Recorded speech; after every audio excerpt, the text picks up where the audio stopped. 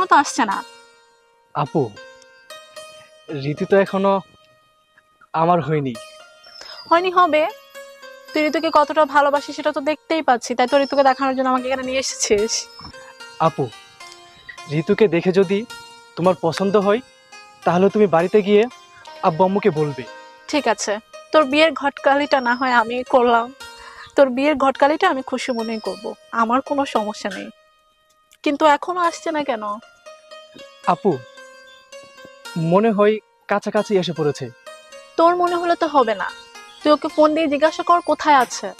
আমরা তো সময় মতো চলে এসেছি।